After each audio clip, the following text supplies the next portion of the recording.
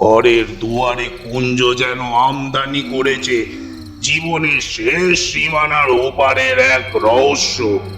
দামিনীর মধ্যে এই অদেহী ভয়ঙ্করের এমন ঘনিষ্ঠ আবির্ভাব এতটাই বাস্তব হয়ে উঠেছে যে ভয় সকলে ভুলে গেছে। শুধু আছে এক তীব্র উত্তেজনা আর কৌতূহল ভরা পরম উপভোগ্য এক শিহরণ।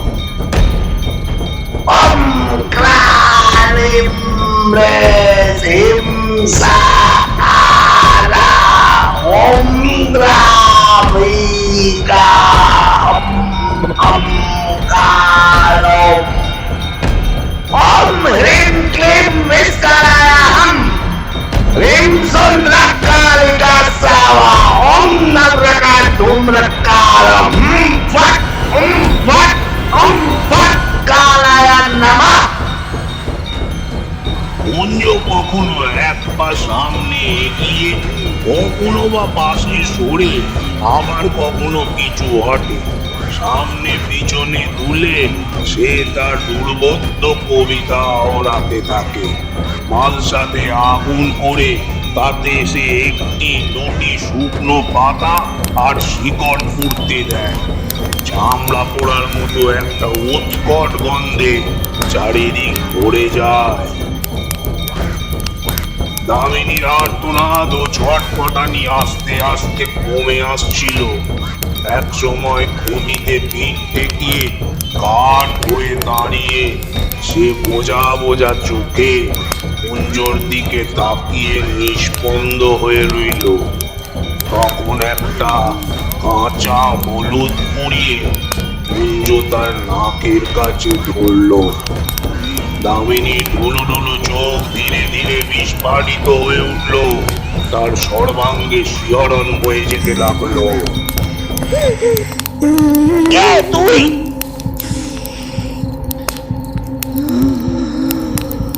বল কে তুই? আমি শুভ্রা গো, শুভ্রা, আমায় মেরো না। চাটুজ্জে বাড়ি শুভ্রা যে খুন হয়েছে? হ্যাঁ গো, হ্যাঁ, আমায় মেরো না।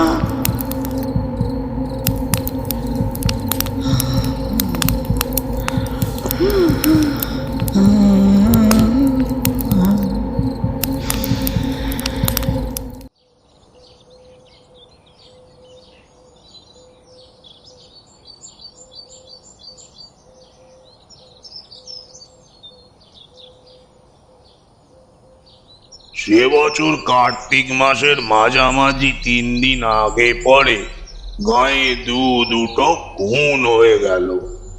একজন মাঝবয়সী জোয়ান মন্দ পুরুষ এবং আরেকজন 16-17 বছরের রোগা ভীরু একটি মেয়ে। গাঁয়ের দক্ষিণ দিকে ঘোষেদের মজা পুকুরের ধারে একটা মরা গজারি গাছ বহুকাল থেকে দাঁড়িয়ে আছে। স্থানটি ফাঁকা, বন জঙ্গলের আব্রু মাত্র নেই। কাছাকাছি শুধু কয়েকটা কলা গাছ। ওই গজারি গাছটার নিচে একদিন বলাই চক্রবর্তীকে মরে পড়ে থাকতে দেখা গেল। মাথাটা আটচির হয়ে ফেটে গেছে, খুব সম্ভবত অনেকগুলি লাঠির আঘাতে। চারিদিকে হইচই পড়ে গেল বটে, কিন্তু লোকে খুব একটা অবাক হলো না। বলাই চক্রবর্তীর এইরকম অপমৃত্যুই আশেপাশের 10টা গাঁয়ের লোক প্রত্যাশা করেছিল, অনেকে হয়তো কামনাও করেছিল।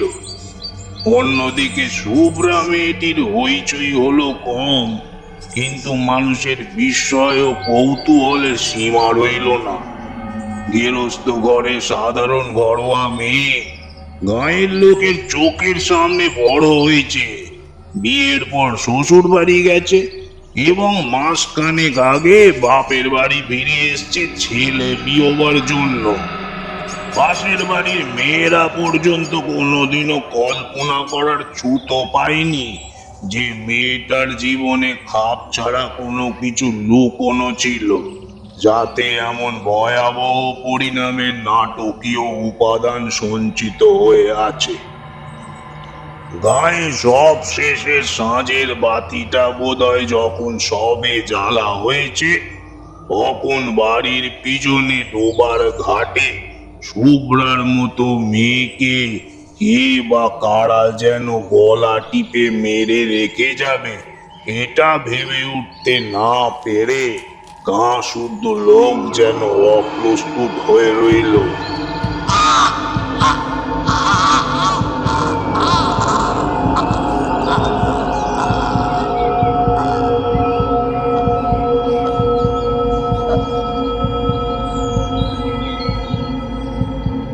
বছর দেড়েক মেয়েটা শ্বশুর বাড়িতে ছিল, গায়ের লোকের চোখের আড়ালে।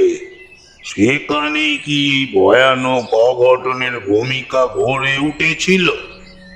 দুটো খুনের মধ্যে কি কোনো যোগাযোগ আদৌ আছে? 20-30 বছরের মধ্যে গায়ে কেউ জখম অব্দি হয়নি, যখন হলো পরপর দুটো খুন হয়ে গেল। তার একটি পুরুষ, অপরটি আবার যুবতী নারী।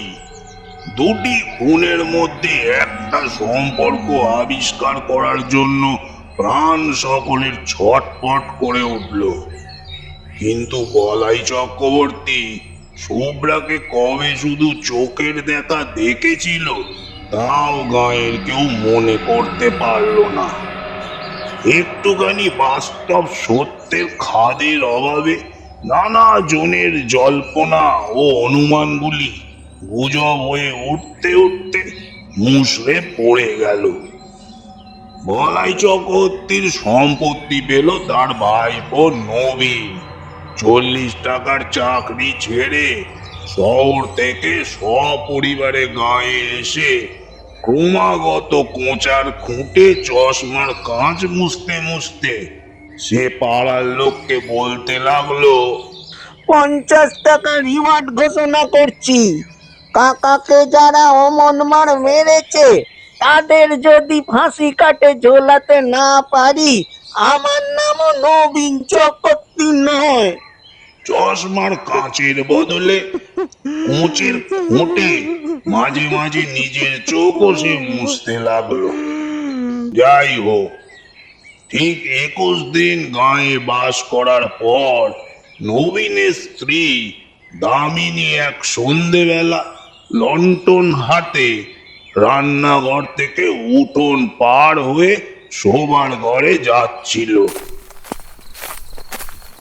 এমন সময় কোথা থেকে অতি মৃদু একটু দমকা বাতাস বাড়ির পূব কোণে তেঁতুল গাছের পাতাকে নাড়া দিয়ে তার গায়ে এসে লাগলো।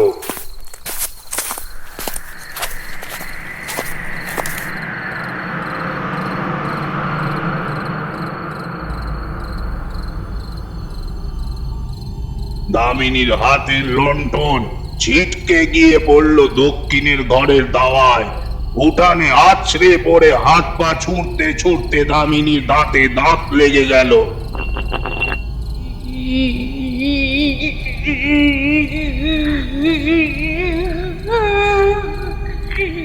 দালানের আনাচে কানাচে জোড়ো হাওয়ায় যেমন গুমড়ে গুমড়ে কাঁদে, দামিনী আওয়াজ করতে লাগলো ঠিক সেই রকম।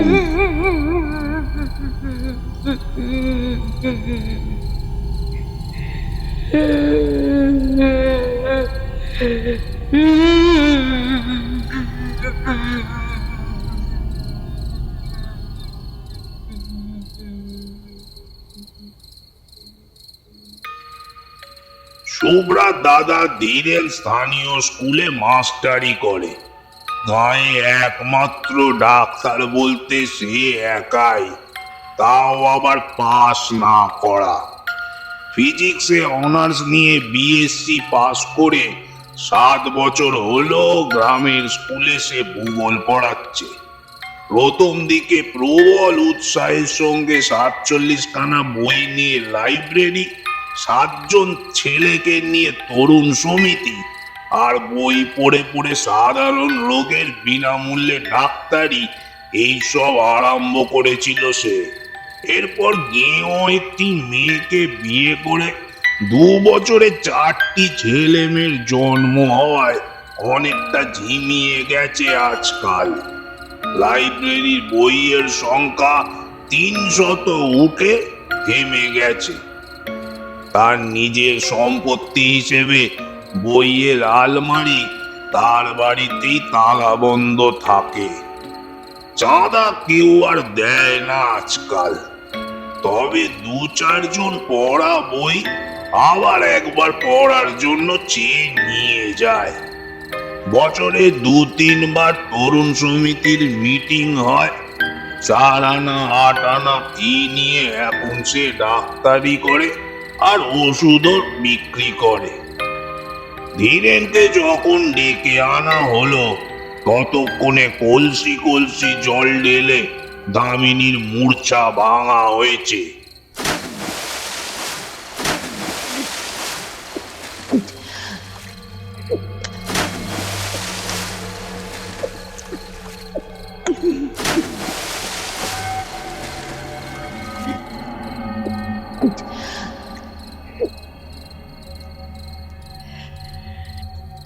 কিন্তু সে তাকাচ্ছে সম্পূর্ণ অর্থহীন এক দৃষ্টিতে। আপন মনে হাসছে, কাঁদছে এবং যারা তাকে ধরে রেখেছিল তাদের আঁচড়ে কামড়ে পালিয়ে যাওয়ার চেষ্টা করছে।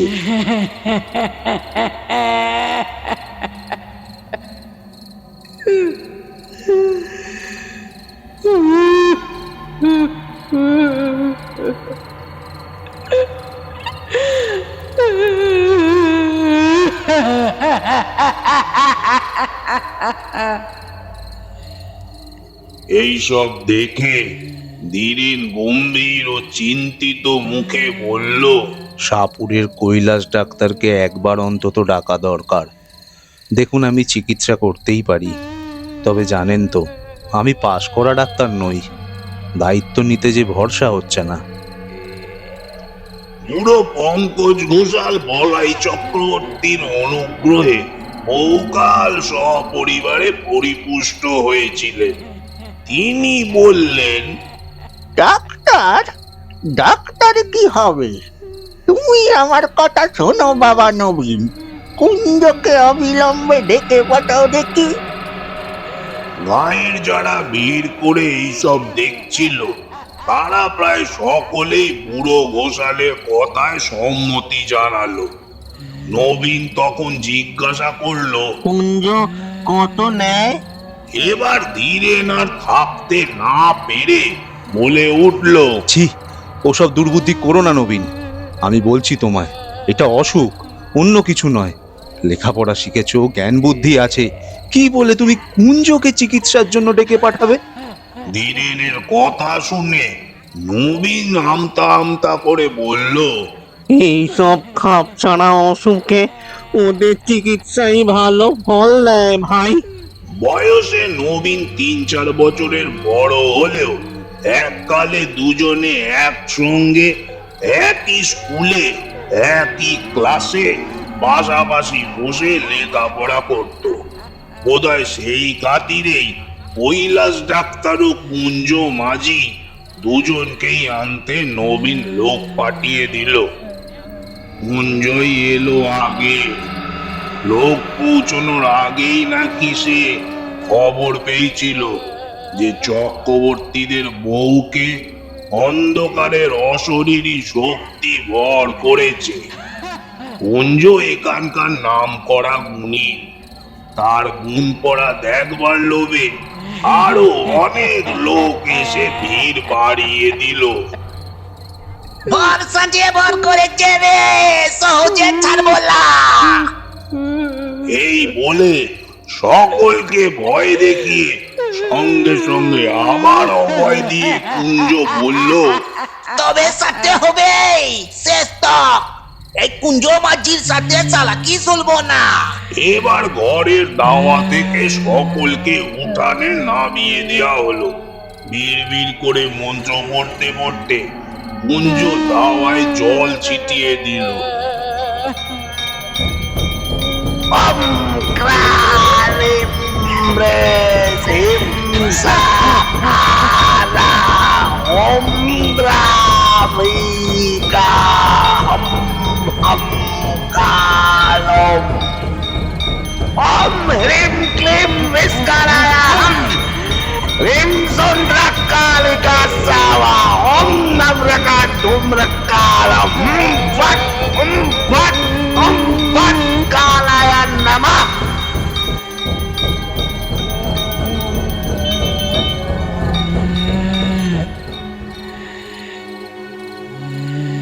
এরপর দামিনীর এলো চুল বেঁধে দেওয়া হলো দাওয়ার একটি খুঁটির সঙ্গে। দামিনী না রইল বসবার উপায়, না রইল পালাবার ক্ষমতা। তাকে আর কারো ধরে রাখবারও প্রয়োজন রইল না। নড়তে গিয়ে চুলে টান লাগায় দামিনী আর্তনাদ করে উঠতে লাগলো।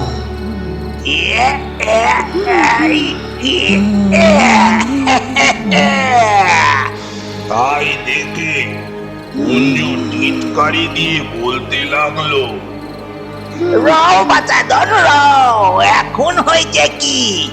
মজা দিয়ে এবার টের পাওয়াচ্ছি তোমায়। ধীরেন এতক্ষণ চুপ করে দাঁড়িয়েছিল। বাধা দিয়ে লাভ নেই, গায়ের লোকেরা কোনো কথা শোনে না, বরং বিরক্ত হয়। কিন্তু এবার সে আর ধৈর্য ধরে রাখতে পারল না। তুমি কি পাগল হয়ে গেছো নবীন? তুমি চুপ করো ভাই। ওটানে ৩০-৩৫ জন পুরুষ ও নারী এবং গোটা ৫ লণ্ঠন জড়ো হয়েছে।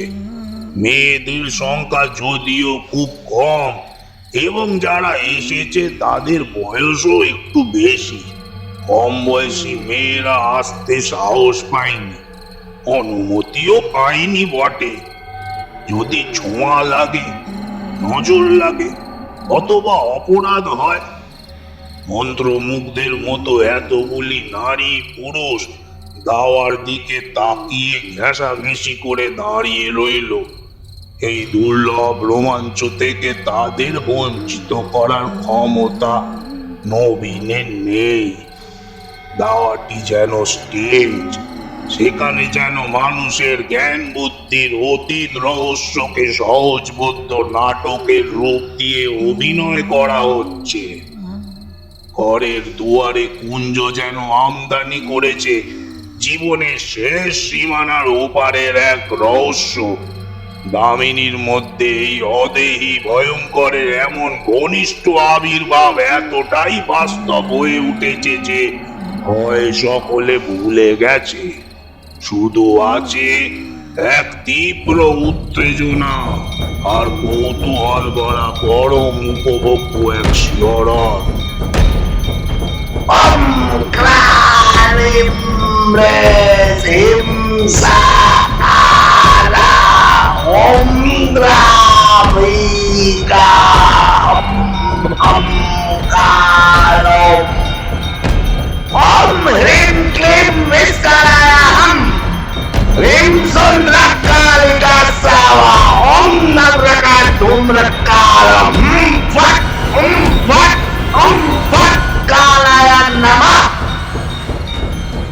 কুঞ্জ কখনো এক পা সামনে এগিয়ে, কখনো বা পাশে সরে, আবার কখনো পিছু হটে। সামনে পিছনে দুলে সে তার দুর্বোধ্য কবিতা ওড়াতে থাকে। মালসাতে আগুন করে তাতে সে একটি দুটি শুকনো পাতা আর শিকড় ফুটতে দেয়। চামড়া পোড়ার মতো একটা উৎকট গন্ধে চারিদিক ভরে যায়। দামিনীর আর্তনাদ ও ছটপটানি আস্তে আস্তে কমে আসছিল। এক সময় খুঁটিতে পিঠ ঠেকিয়ে কাঠ হয়ে দাঁড়িয়ে সে বোঝা বোঝা চোখে কুঞ্জর দিকে তাকিয়ে নিষ্পন্দ হয়ে রইল। তখন একটা কাঁচা হলুদ পুড়িয়ে কুঞ্জ তার নাকের কাছে ধরলো। দামিনীর ঢুলো ঢুলো চোখ ধীরে ধীরে বিস্ফারিত হয়ে উঠল, তার সর্বাঙ্গে শিহরণ বয়ে যেতে লাগলো। কে তুই?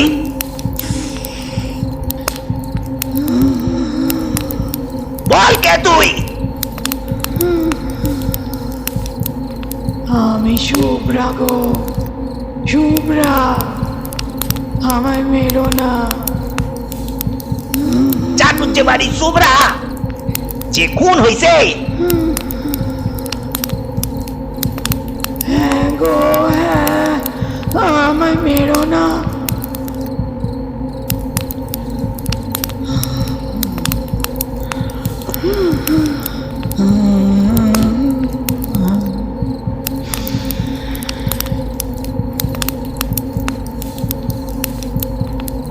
নবীন এতক্ষণ দাওয়ায় দাঁড়িয়েছিল, এবার তার দিকে মুখ ফিরিয়ে কুঞ্জ বলল, কথা ও কথা, এবার ব্যাপার বুঝলেন? উঠান থেকে চাপা গলায় বুড়ো ঘোষালের নির্দেশ এলো। কে খুন করেছিল, সুধ না কুঞ্জ? আরে ও কুঞ্জ, শুনছো? কে শুভ্রাকে খুনটা করেছিল শুধিয়ে নাও চট করে, এ সুযোগ আর পাবে না। কুঞ্জকে আর কিছু জিজ্ঞাসা করতে হলো না। দামিনী নিজে থেকেই ফিস ফিস করে জানিয়ে দিল,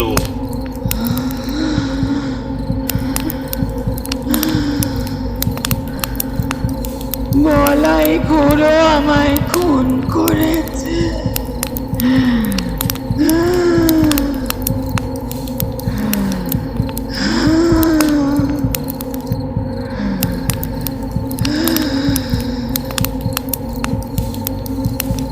নানাভাবে ঘুরিয়ে ফিরিয়ে অনেকবার তাকে প্রশ্ন করা হলো, কিন্তু দামিনীর মুখ দিয়ে এছাড়া আর কোনো জবাব বার হলো না যে সে হলো শুভ্রা আর বলাই চক্রবর্তী তাকে খুন করেছে।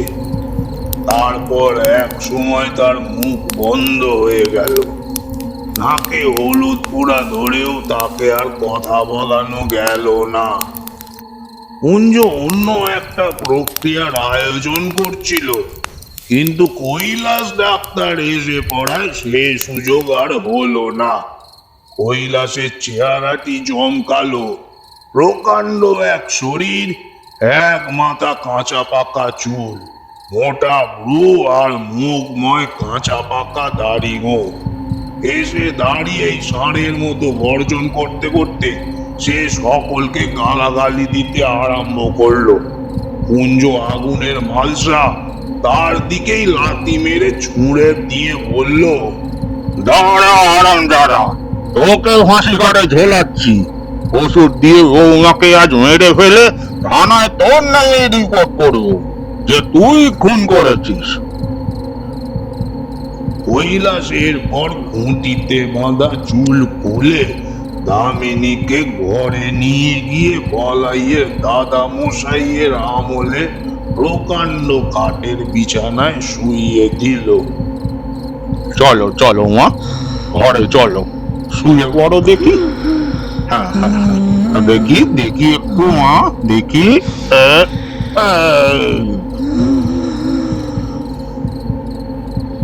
এই বলে ব্যাট করে তার বাহুতে ছুঁচ ফুটিয়ে শরীরে ঢুকিয়ে দিল ঘুমের ওষুধ। দামিনী তখনও একবার কাতর ভাবে বলল,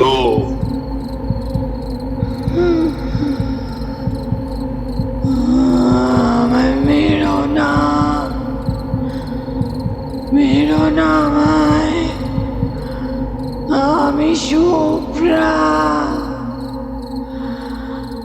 আমি শুভ্রা গো, চাটুজ্জে বাড়ির শুভ্রা।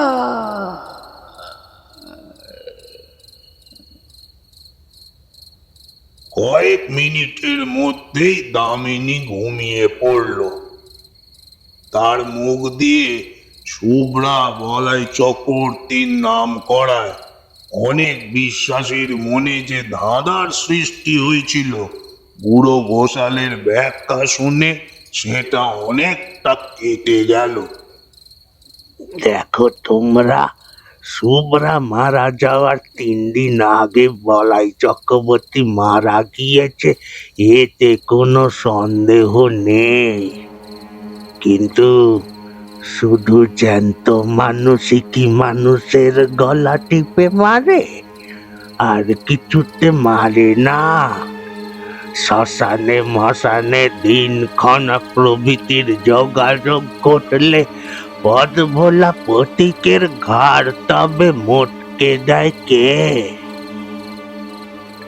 এই ব্যাখ্যাটা যদিও দেয়া উচিত ছিল কুঞ্জগুণিনের, কিন্তু বুড়ো গোসাল আগেই শুনিয়ে দেয়াতে জোর গলায় তাকে সমর্থন করে নিজের মর্যাদা বাঁচানো ছাড়া আর কোনো উপায় রইল না তার। তবে কথাটাকে ঘুরিয়ে একটু অন্যভাবে এসে বলল, বলাই চক্রবর্তী শুভ্রাকে খুন করেছে বটে, কিন্তু সোজাসুজি নয়। কারণ মরার 1 বছরের মধ্যে সেটা কেউ পারে না। ওই সময়ের মধ্যে সাধ্য শান্তি না হলে তবেই সোজাসুজি মানুষের ক্ষতি করার ক্ষমতা জন্মায়। বলাই চক্রবর্তী কাউকে ভর করে তার মধ্যে দিয়ে শুভ্রাকে খুন করেছে, তার রক্ত মাংসের হাত দিয়ে। লা, যাকে সে ভর করেছিল তার কিছুই মনে নাই। মনে কি থাকে নাকি?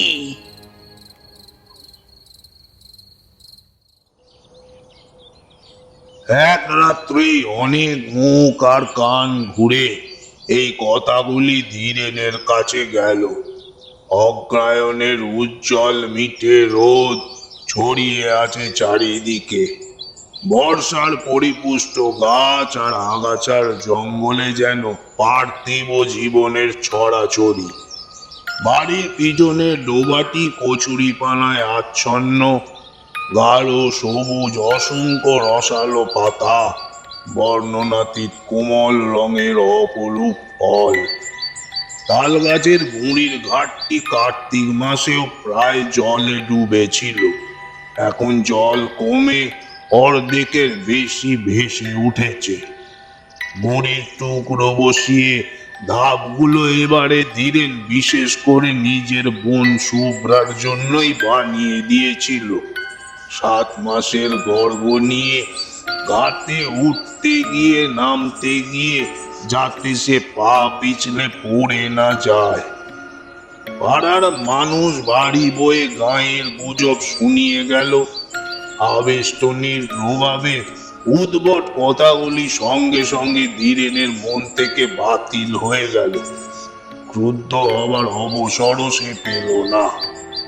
ডোবার কোন দিক থেকে কিভাবে কে সেদিন সন্ধ্যায় ঘাটে এসেছিল, কেনই বা এসেছিল, এই পুরনো ভাবনাই সে ভাবছিল অনেকক্ষণ থেকে।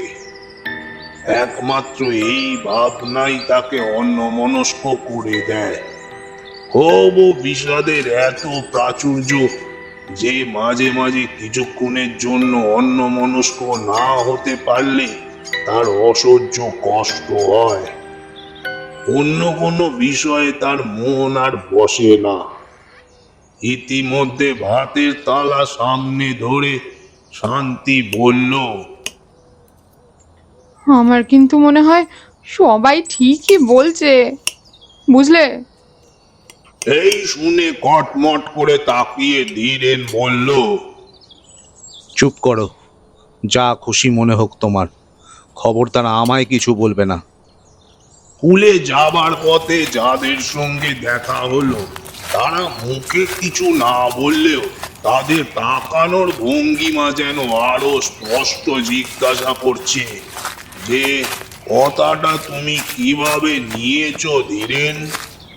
স্কুলে পা দেওয়ার পর থেকেই ধীরেনের মনে হতে লাগলো সে যেন বাইরের কোনো বিশিষ্ট অভ্যাগত স্কুল পরিদর্শন করতে এসেছে যেন। প্রথম ঘন্টাতেই তার ক্লাস ছিল। অর্ধেক ছেলে আড়ষ্ট হয়ে বসে, আর বাকি অর্ধেক নিজেদের মধ্যে গোজ ফিস করছে। ধীরেনের নিজেকে জীবন্ত এক ব্যঙ্গর মতো মনে হলো। বইয়ের পাতায় চোখ রেখে সে পড়াতে লাগলো। চোখ তুলে ছেলেদের দিকে আর যেন তাকাতেই পারলো না। ঘন্টা খাবার হতেই হেডমাস্টার ডেকে পাঠালেন।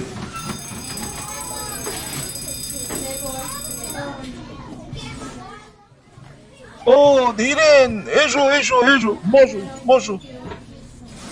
বলছিলাম, তুমি 1 মাসের জন্য ছুটি নাও বরং ধীরেন। 1 মাসের ছুটি? হ্যাঁ, মতুর বাবু এই মাত্র বলে গেলেন আজ থেকেই তোমার ছুটি মঞ্জুর হয়ে যাবে। তুমি বরং বাড়ি যাও ধীরেন, একটু বিশ্রাম নাও। যাও, আজ আর তোমার পড়িয়ে কাজ নেই। তুমি বরং আজ এখনই বাড়ি ফিরে যাও।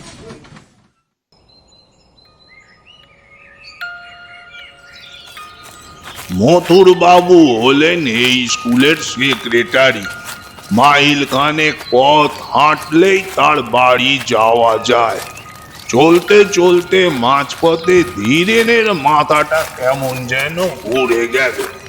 চিন্তা ও অনুভূতির হঠাৎ পরিবর্তনের জন্যই হয়তো এই দশা তার।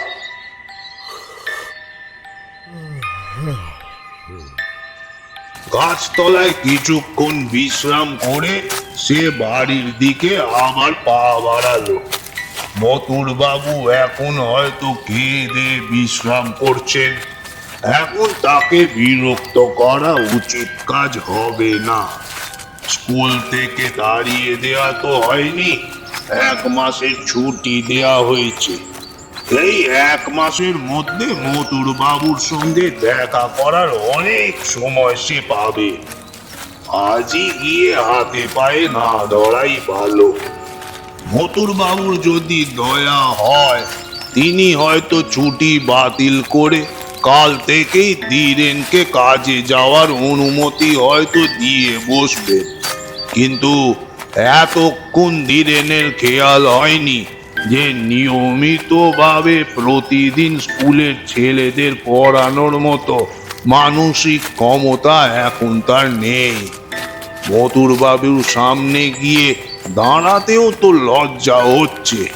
চেনা মানুষের সঙ্গে দেখা হওয়ার ভয় পেয়ে সে মাঠের পথ ধরে বাড়ি চলল।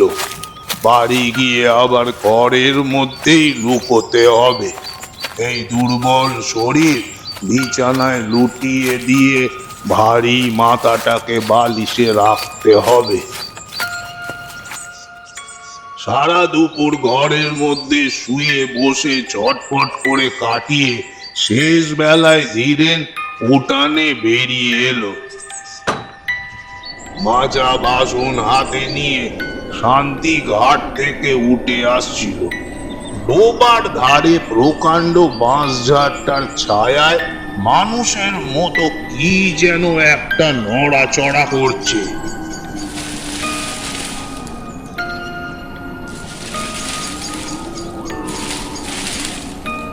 তা দেখে ধীরেন তো একেবারে আর্তনাদ করে উঠল।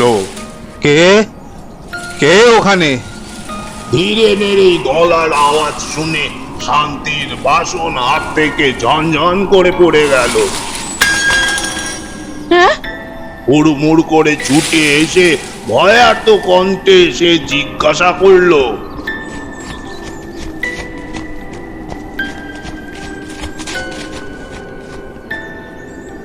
কোথায় কে? হ্যাঁ, কোনখানে? এতক্ষণে বাঁশঝাড় থেকে এক চেনা গলায় উত্তর এলো। আমি মাস্টার বাবু, এই যে বাঁশ কাটছি। কে তোকে বাঁশ কাটতে বলেছে? আমি বলেছি। খেন্তি পিসি বলল একটা নতুন বাঁশ কেটে আগামাথা পুড়িয়ে ঘাটের পথে আড়াআড়ি ফেলে রাখতে। ভোরে উঠে সরিয়ে দেব, সন্ধ্যের আগে পেতে রাখবো। তুমি যেন আবার ভুল করে ওই বাঁশটা ডিঙিয়ে যেও না। সন্ধ্যার আগেই শান্তি আজকাল রাঁধা বাড়া আর ঘর কন্যা সব কাজ শেষ করে রাখে। অন্ধকার ঘনিয়ে আসার পর ধীরেনকে সঙ্গে না নিয়ে বড় ঘরের চৌকাঠও সে পার হয় না।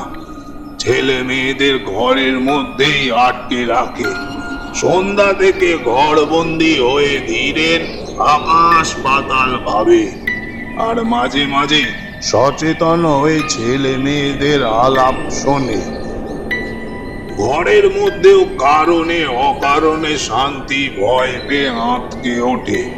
এর মধ্যে একদিন প্রথম রাত্রে একটা পেঁচার ডাক শুনে ধীরেনকে আঁকড়ে ধরে ঘুমাতে ঘুমাতে শান্তি বমি করে ফেলেছিল। বড় ঘরের দাওয়ায় পূর্ব প্রান্তে বসে তামাক টানতে টানতে দিনের আলো ম্লান হয়ে এলো।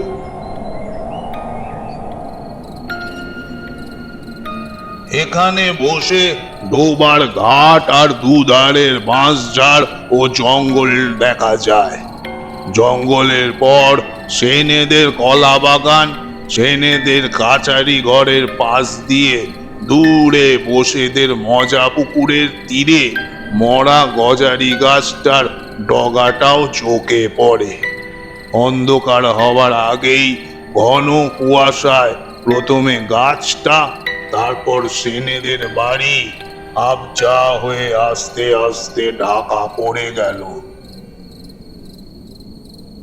তুমি কি আর ঘাটের দিকে যাবে? না, তবে বাঁশটা পেতে দাও। বাঁশ পাততে হবে না। তোমার চোখ তো লাল হয়েছে গো, টকটকে লাল। হোক। শোবার ঘর আর রান্নাঘরের ভিটের সঙ্গে দুটি প্রান্ত ঠেকিয়ে শান্তি নিজেই বাঁশটা পেতেছিল। কাঁচা বাঁশের দুই প্রান্তের খানিকটা পুড়িয়ে দেয়া হয়েছে। অশরীরী কোনো কিছু এই বাঁশ ডিঙোতে পারবে না। ঘাট থেকে শুভ্রা যদি বাড়ির উঠোনে আসতে চায় তবে এই বাঁশ পর্যন্ত এসেই সে থেমে যাবে। আলো জ্বালার আগেই ছেলে মেয়েদের খাওয়া শেষ হলো। সন্ধ্যা প্রদীপ না জেলে শান্তির নিজের খাওয়ার উপায় নেই। ভালো করে সন্ধ্যা হওয়ার আগেই সে তাড়াতাড়ি প্রদীপ জেলে ঘরে ধরে দেখিয়ে শাঁখে ফু দিল।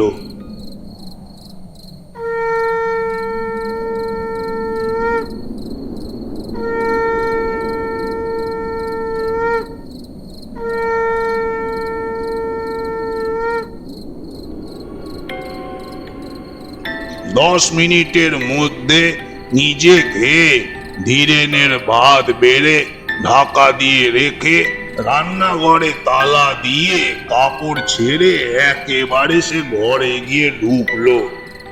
বিকেলে আজকাল সে আর মাছ রান্না করে না। হেঁটো কাটা নাকি অশরীরী আত্মাকে আকর্ষণ করে। কি গো, ঘরে আসবে না? না। তখনও আকাশ থেকে আলোর শেষ আভাসটুকু মুছে যায়নি। দু তিনটে তারা দেখা দিয়েছে, আরো কয়েকটি দেখা দিতে দিতে আবার হারিয়ে যাচ্ছে। আর 1 মিনিট কি 2 মিনিটের মধ্যে রাত্রি শুরু হয়ে যাবে। জীবিতের সঙ্গে মৃতের সংযোগ স্থাপনের সবচেয়ে প্রশস্ত সময় হলো এই সন্ধ্যা। এই ভর সন্ধ্যাতেই শুভ্রা দামিনীকে আশ্রয় করেছিল। আজ সন্ধ্যা পার হলে রাত্রি আরম্ভ হয়ে গেলে চেষ্টা করেও শুভ্রা হয়তো আর ধীরেনের সঙ্গে কথা বলতে পারবে না। তাই আর দেরি না করে এখনই শুভ্রাকে একটা অন্তত সুযোগ দেওয়া উচিত।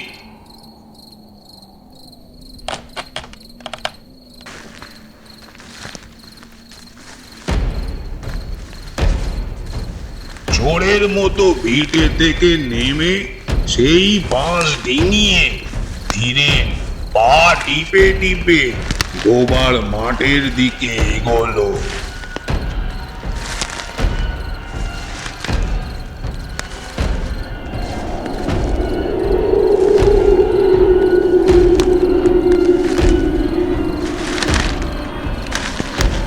বেশ অনেকক্ষণ পর অদ্ভুত বিকৃত গলার এক ডাক শুনে শান্তি লণ্ঠন হাতে ঘর থেকে বেরিয়ে এলো।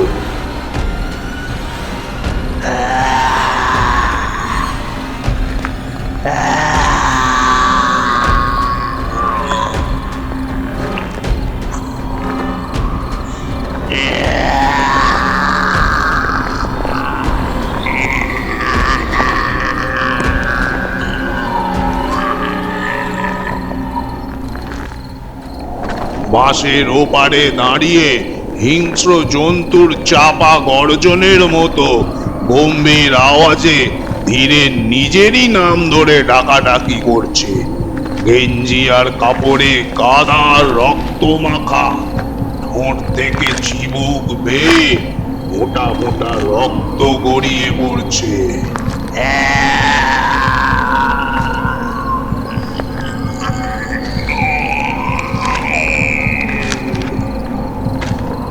ধীরেন, ধীরেন,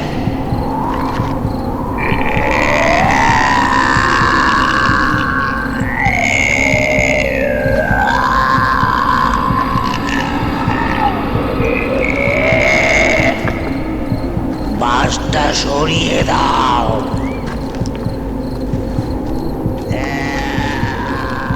ডিঙিয়ে এসো, আরে বাস ডিঙিয়ে চলে এসো। কি হয়েছে? পড়ে গেছে নাকি গো? ডিঙোতে পারছি না, বাঁশটা সরিয়ে দাও। ডিঙোতে পারছি না, বাঁশটা সরিয়ে দাও। ধীরেন বাঁশ ডিঙোতে পারছে না।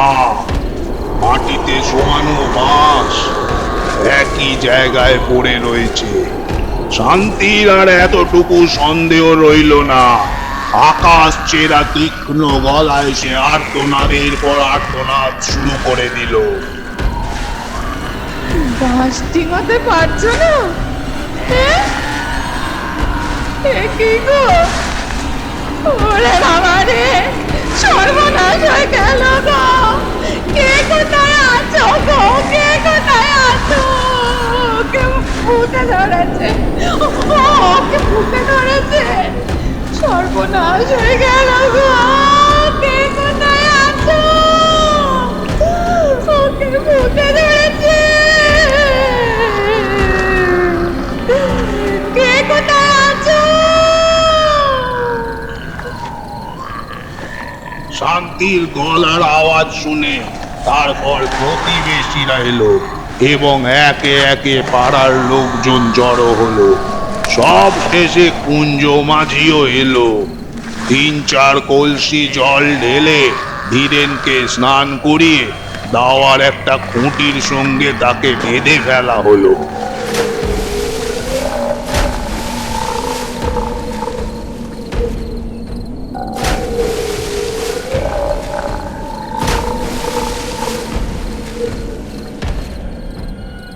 মন্ত্র পড়ে জল ছিটিয়ে মালসার আগুনে পাতা ও শিকড় পুড়িয়ে ঘন্টা খানেকের চেষ্টায় ধীরেনকে কুঞ্জ আস্তে আস্তে নিঝুম করে ফেলল।